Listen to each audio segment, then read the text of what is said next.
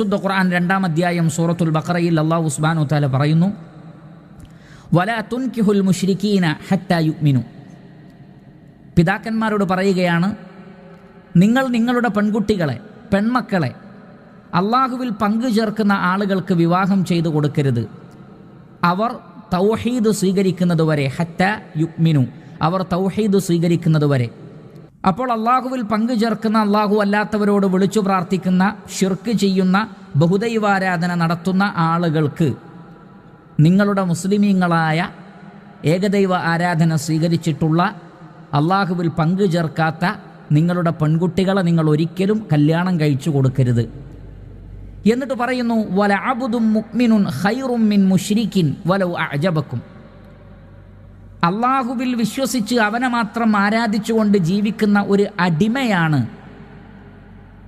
ബഹുദൈവാരാധന നടത്തുന്ന, അതല്ലെങ്കിൽ അള്ളാഹുവിൽ പങ്കു ചേർക്കുന്ന ഒരു വ്യക്തിയേക്കാൾ ഖൈറായിട്ടുള്ളത്.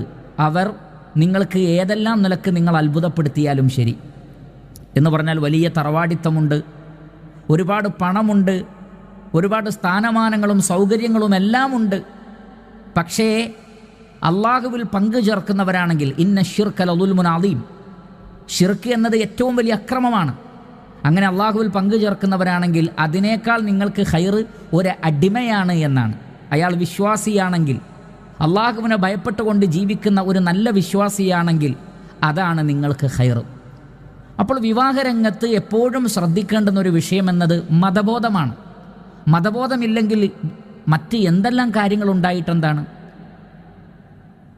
ഭർത്താവിന്, അതല്ലെങ്കിൽ തൻ്റെ മകളെ കെട്ടാൻ ഉദ്ദേശിക്കുന്ന, അല്ലെങ്കിൽ തൻ്റെ പെങ്ങളെ കെട്ടാൻ ഉദ്ദേശിക്കുന്ന വ്യക്തിക്ക് ഒരുപാട് ബിസിനസ്സുകളുണ്ട്, കച്ചവടമുണ്ട്, അയാൾക്ക് നല്ല സൗന്ദര്യമുണ്ട്, ഒരുപാട് പണമുണ്ട്, വലിയ തറവാട്ടുകാരാണ്.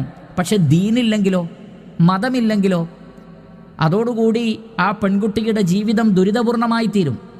ആ വിവാഹ ജീവിതം ഏറെ പ്രയാസകരമായി തീരും. സമ്പത്ത് കൊണ്ടോ തറവാടിത്തമുള്ളത് കൊണ്ടോ കാര്യമില്ല, മറിച്ച് ദീനീബോധമാണ് പ്രധാനം.